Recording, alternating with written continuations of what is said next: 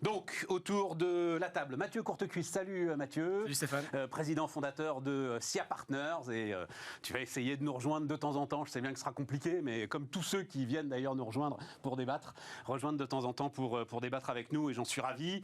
André Le Scruc-Pietri. Salut André. Bonjour Stéphane. Président de JEDI, Joint European Disruptive Initiative. Voilà, et alors vous deux, vous êtes plongés dans le métaverse, mais alors... Donc on va assez largement parler du métaverse et de vos avis tranchés sur la question.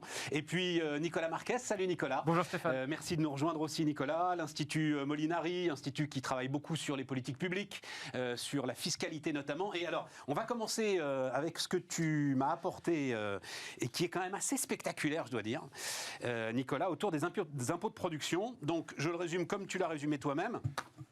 Réduire de 35 milliards. Donc, ce chiffre de 35 milliards, premier point, pourquoi ce chiffre de 35 milliards ? Pour revenir dans la moyenne européenne. Voilà. C'est ce qu'il faut faire. Ce chiffre de 35 milliards des impôts de production, donc réduire de 35 milliards les impôts de production français, permettrait d'augmenter les rémunérations de 42 milliards en créant 750 000 emplois, sans creuser les déficits publics à 2 ans. Hein. Je crois que tu dis qu'il faut 2 ans pour retrouver donc les 35 milliards en termes de recettes fiscales. Donc je le fais très vite, puisque j'ai repris tes chiffres. C'est 156 milliards d'euros de chiffre d'affaires supplémentaires, si jamais donc on baisse ces impôts de production de 35 milliards. Donc 42 milliards de rémunération. Et derrière, mais on va détailler justement, tu penses que ça va être, que c'est amorti donc en 2 ans en termes de dépenses publiques. Ouais. En fait, le débat, c'est l'impôt contre la production. Voilà, c'est ça. Et le terme n'est pas de nous, il est du Conseil d'analyse économique qui dit on a une fiscalité qui tue la production. Alors, quand on est producteur, on est habitué à payer un impôt sur les bénéfices. C'est ce qui se fait dans le monde entier et c'est le standard. Et d'ailleurs, il y a un débat sur est-ce que cet impôt sur les bénéfices est bien réparti équitablement. Mais en France, on a un impôt caché qui s'appelle la fiscalité de production, qui est un impôt, je dirais, d'Ancien Régime, qui est un impôt arbitraire. Pendant l'Ancien Régime, on fiscalisait sur les portes et fenêtres. Ouais. Là, on fiscalise sur l'équivalent. On fiscalise sur l'outil de production. C'est quoi les machines ? C'est quoi les terrains ? On fiscalise les personnes et on ne regarde pas les résultats. Ça veut dire qu'on a des boîtes traditionnelles qui ferment. On lamine tout le tissu industriel traditionnel à faible valeur ajoutée avec une fiscalité qui représente entre 1 et 3% du chiffre d'affaires. Tu cites l'exemple, ça m'a saisi, je ne savais pas. Le fabricant de pneus, la Bridgestone, qui payait davantage d'impôts de production qu'il n'avait de résultats. C'est ça, il payait 7 milliards d'impôts de production pour seulement 5 milliards de résultats. Je crois que c'est ça que tu racontes. Ça, c'est tout à fait complètement dingue. Et ça a ruiné la boîte, en fait. La boîte est ruinée en France. À Béthune, elle ne fonctionne pas. On prend la même entreprise, on la met à l'Est. Elle n'a pas de fiscalité de production et elle a des subventions de production. Et c'est ce qu'ils ont fait. Ils ont arbitré entre un site français et un site à l'Est, et ça marche à l'Est. Mais c'est toute la filière. Hein. On prend des boîtes de tech ou des boîtes très modernes. Ariane Group, le salarié, il faut dégager 7 400 € de fiscalité de production parce que l'essentiel de la production est en France. Par salarié, tu veux dire ? Par salarié. 7 400 € de fiscalité de production par salarié ? Par salarié. Et la fiscalité de production, c'est 2,5 fois l'excédent net d'exploitation. Ça équivaut à un impôt de 70% sur la production, avant même de payer l'IS.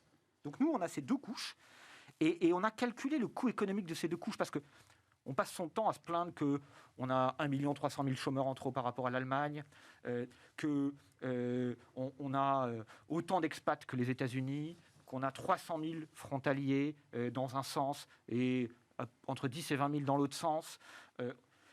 On passe son temps à se plaindre aussi de l'internationalisation de nos très grands groupes. Pourquoi nos très grands groupes produisent plus à l'étranger que leurs homologues ?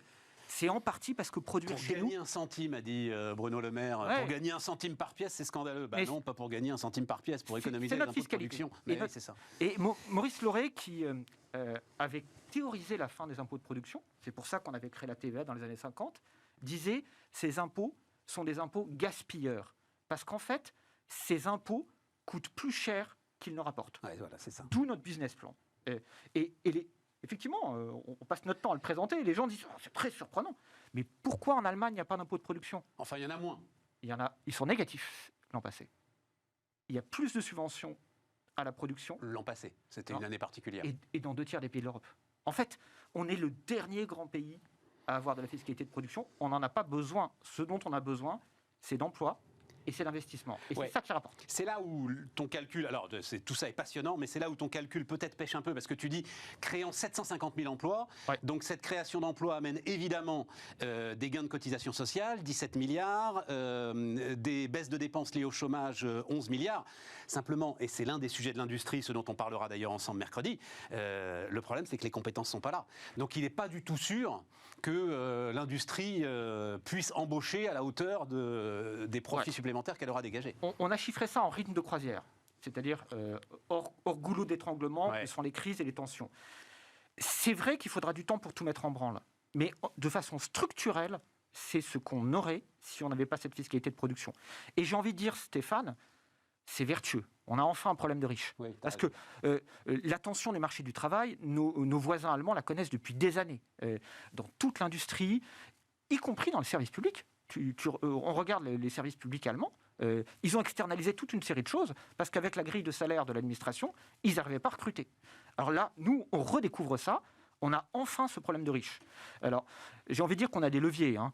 D'abord, on a du travail frontalier. On a 360 000 personnes qui vont de l'autre côté de la frontière pour trouver du travail. Peut-être que ça va se dégonfler. On a quasiment 3 millions d'expats, autant que les États-Unis. Ouais. Peut-être. Bon, et après, on va arriver dans le dur. Il faudra toucher les sujets formation. À partir du moment où tu peux davantage donner en rémunération, puisque tu dégages davantage de valeur bien sûr. ajoutée, Tu D'accord. attires du monde. Bon, les amis, comment est-ce que vous regardez ça, André? T'as jeté un coup d'œil? Oui, déjà, je trouve ça très rafraîchissant de parler enfin de retour sur investissement. Ouais. C'est-à-dire, c'est vraiment un plan pour l'État de réfléchir en termes d'investissement, de retour stratégique et non pas de dépenses, de coûts, etc. T'as raison. La deuxième chose quand même qui fascine, c'est que, alors même si cette étude prend la plus poussée, la plus précise en termes de chiffres, ça fait maintenant des années. Qu'est-ce qu'on attend? Mais il est où ce fameux grand soir? On a bien vu avec la crise que le temps des demi-mesures était passé. Je ne sais pas ce qu'attend la Direction générale des impôts, ce qu'attend le leadership politique pour tirer la conclusion de tout ça. Et on a bien vu qu'aujourd'hui, que les frontières sont franchies, donc finalement, quelques milliards de plus ou de moins à court terme.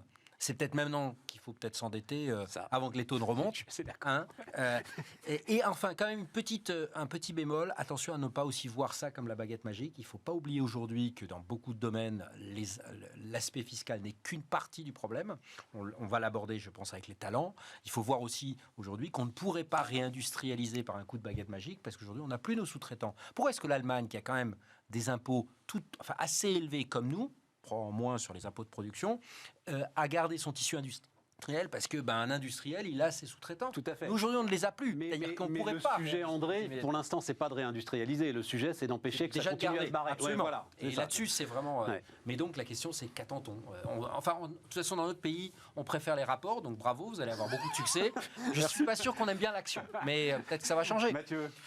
Juste quelques petits commentaires. D'abord, c'est que le gouvernement actuel a fait ce premier pas de baisser de 10 milliards, ce qui, il y a 5 ans, n'était pas du tout évident. Vrai. Donc, on peut donner quand même crédit au gouvernement d'avoir fait ça. Je pense que le deuxième commentaire, c'est que déjà, le plan de relance aurait dû être 100 milliards ou 100% uniquement dédié à la baisse des impôts de production, ça aurait été beaucoup plus efficace. Alors, c'est moins heureux au sens où on n'ouvre pas des usines, on n'inaugure rien quand on baisse les impôts de production. Donc, politiquement, il n'y a pas de rentabilité immédiate parce que c'est une vertu de moyen long terme. Attention, c'est une dépense pérenne. Le plan de relance, c'est one shot. Si tu baisses de Oui. 35 milliards les impôts de production, c'est tous les ans quand même. Exactement. Il faut Mais trouver une ressource dedans, pérenne en ça face, rapporte. ce que fait Nicolas. Oui, mais je suis tout à fait d'accord.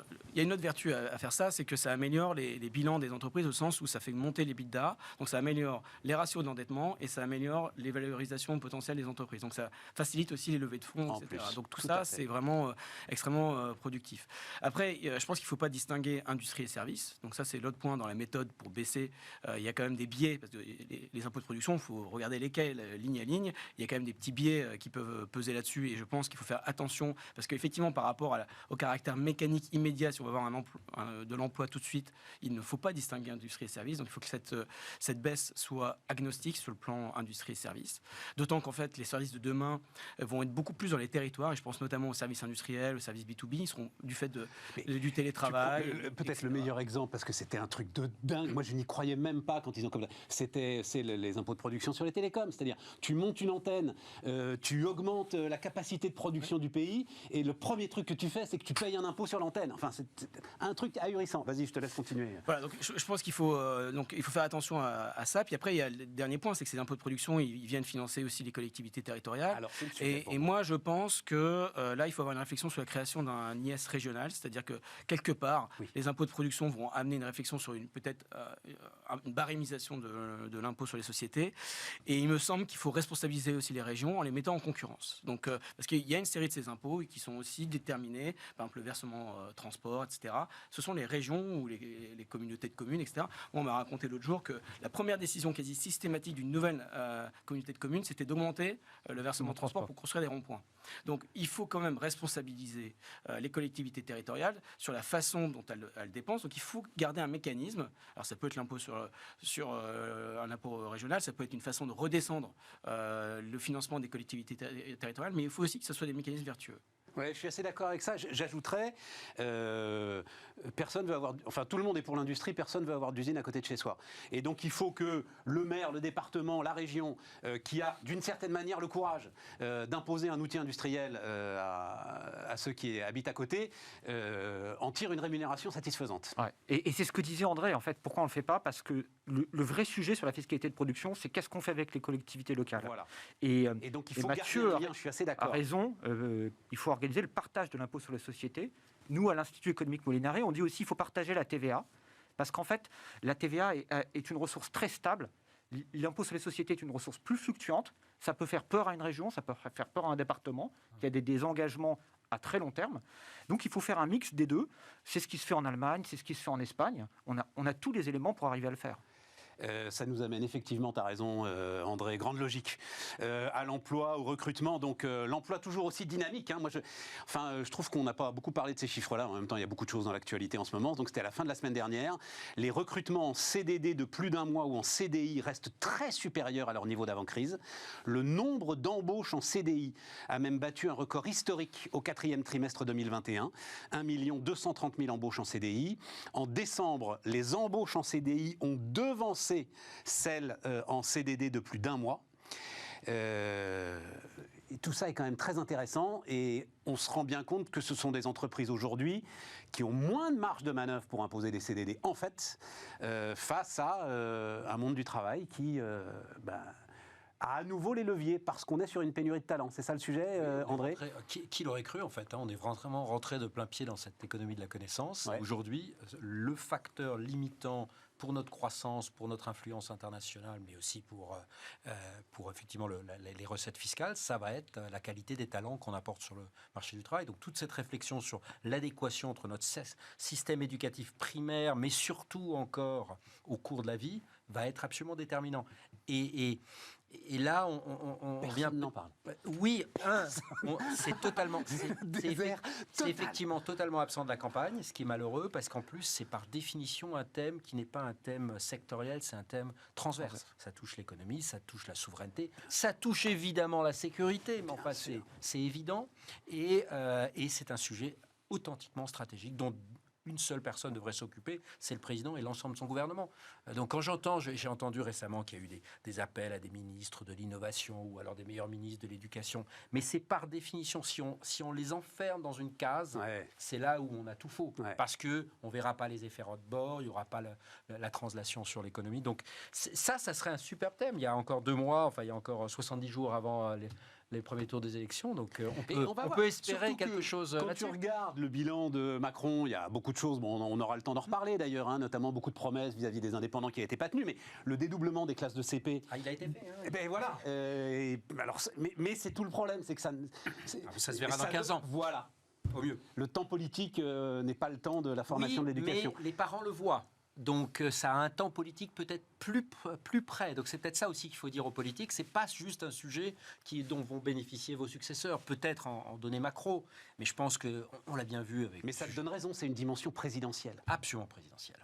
Mathieu, juste d'abord, pratiquement SIA Partners, cabinet, conseil, nouvelles technologies, etc. Guerre des talents, t'es en plein dedans?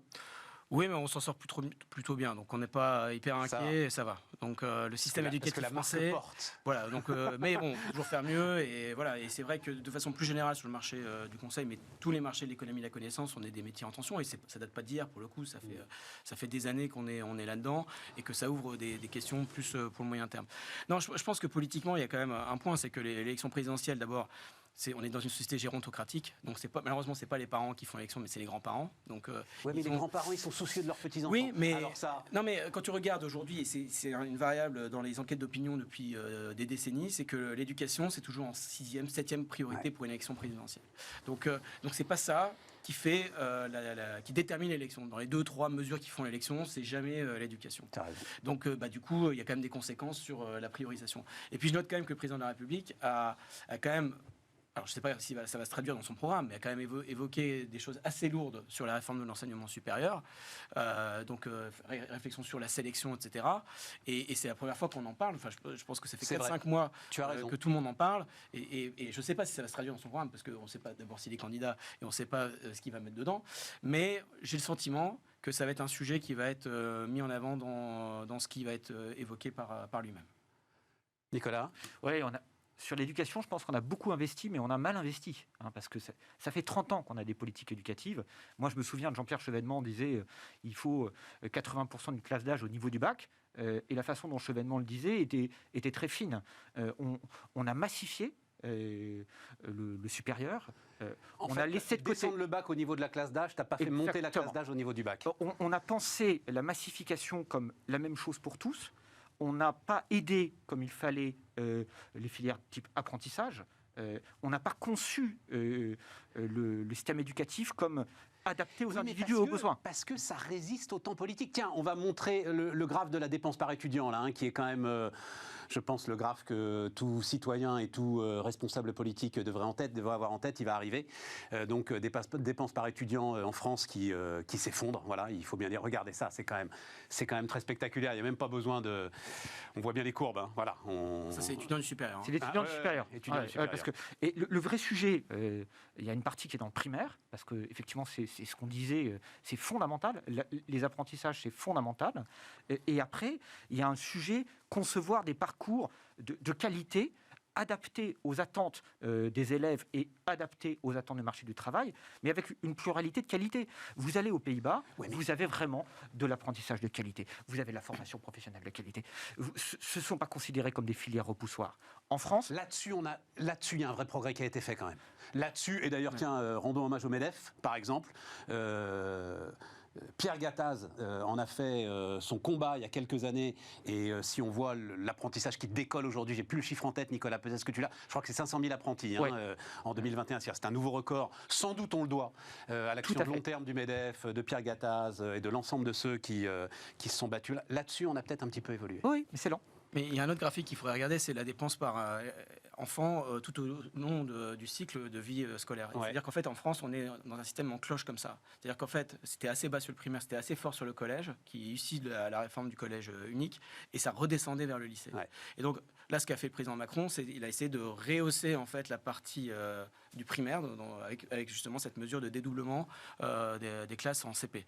Et donc, en fait, il est d'abord dans cette stratégie-là. Donc, on peut pas, c'est pareil, on peut pas tout faire d'un coup. Donc, je comprends. Donc, il a d'abord essayé de travailler là-dessus. Moi, c'est vrai que du point de vue après entreprise au quotidien aujourd'hui, notre souci, il est vraiment sur la fin, c'est-à-dire une inadéquation du système scolaire à s'articuler avec les besoins réels des entreprises. Et donc c'est toujours un curseur entre l'utilité immédiate, l'utilité de moyen et long terme, mais il faut quand même s'y atteler maintenant, et je pense que c'est vraiment un débat fondamental pour cette élection ici. Tiens, on va mettre l'autre graphe, alors c'est un tweet d'André justement, mais ça c'est un combat qu'on partage, autour du salaire des profs, même si j'ai vu alors que ce chiffre était contesté, à raison d'ailleurs, parce que c'est toujours très compliqué, notamment sur l'idée que les profs français sont payés 2 fois moins que les Allemands. C'est vrai qu'on ne met pas là-dedans le salaire différé que représente la protection sociale et que représente le système de retraite, c'est vrai. N'empêche qu'il reste quand même... Là, c'est comparé à personne, c'est-à-dire que là, ce sont bien des rémunérations qui s'effondrent en chiffres absolus sur... il est quoi sur les 20 dernières années, c'est ça, hein, il est sur les 20 dernières années, ce graphe. Je fais le lien avec la première discussion, avec l'aspect investissement. En fait, effectivement, c'est quand même le premier budget de l'État. On y met énormément d'argent. Il y a eu beaucoup d'efforts qui ont été faits dans ce quinquennat. Mais je pense que l'éducation a quand même été une zone d'effort de tout le monde. Ce que je ne vois pas, c'est d'évaluation. Pas des évaluations 5 ans après, dans des très longs rapports que finalement assez peu de gens ensuite actionnent. C'est ces évaluations en permanence parce qu'on est dans l'expérimentation. Et ça devrait être quelque chose qui, je pense, qu'on doit aux citoyens, déjà rien qu'avec les montants qu'on investit. Ensuite, sur l'aspect de la rémunération, regardez l'impact immédiat. Regardez sur PISA, c'est des chiffres quand même très précis. On est très fiers de notre pays, gloire des mathématiques, il faut bien voir. En 2000, on était 11e dans ce classement international avec 79 pays. En 2009, on était 22e en maths. Et en 2018, on est 25e. Et le chiffre qui, moi, me glace, c'est qu'aujourd'hui, 57%, et apparemment on est numéro 1 ou numéro 2 là-dessus, des élèves considèrent que les profs ne s'intéressent pas à leur progression. Et ça, je pense que c'est un lien direct avec ces montants. À un moment, quand vous payez des gens 1200, 1300 euros par mois, vous ne pouvez pas leur demander, en plus, d'être coach, etc. Ils vont faire leur job. Et voilà. C'est même pire que ça d'ailleurs, je crois que c'est même au départ, c'est-à-dire, alors il y en a qui sont des passionnés, qui vont y aller, qui vont être extraordinaires, mais sinon quand tu es Bac plus 5, Master 2, que tu es devant un choix de carrière, mais si tu vas chercher l'enseignement, ça veut dire que toi-même, tu acceptes finalement une sorte de compromis, qualité de vie que tu vas aller rechercher, ok, je ne vais pas être payé très cher, mais bon, j'aurai les vacances, des choses comme ça. Tu ne peux pas reprocher aux gens de faire cet arbitrage à partir du moment où c'est ce que tu leur mets entre les mains. Mathieu, comment est-ce que tu regardes ça ? Alors évidemment, le constat est assez désastreux. Il y a aussi une pénurie de talent dans le domaine. Voilà. Le sujet précédent, après, moi je pense qu'il faut essayer de travailler sur des... Tu es prof de maths, il faut vraiment, c'est un apostolat. Voilà, ça veut dire qu'il faut réfléchir à plusieurs choses. D'abord, il y a le temps de travail, la productivité et aussi le caractère uniforme de la rémunération des enseignements. Donc ça, c'est quand même plusieurs sujets qu'il faut regarder. Donc le temps de travail, il y a aussi, on pourrait regarder, il y a aussi un écart de temps de travail entre les enseignants français et d'autres pays. Donc ça, c'est un premier élément, que ce soit dans une année ou tout au long de la vie. Donc la question du temps de travail des profs est importante. Mais il y a une question de productivité avec. Par exemple, dans les pays anglo-saxons, beaucoup d'évaluations et un temps important des profs, c'est de l'évaluation et des contrôles. C'est des QCM. Donc on peut automatiser aussi. On peut donner plus de temps sur certaines matières, pas toutes, mais sur certaines matières. On peut tout à fait remettre plus de temps de présence en classe dans les enseignements plutôt que du temps à passer à corriger des copies. Et là, on pourrait le faire par QCM. Alors, c'est des modes d'apprentissage un petit peu différents, mais qui sont relativement efficaces dans la durée. Et puis, une uniformisation, ça veut dire, est-ce qu'on doit poser la question de...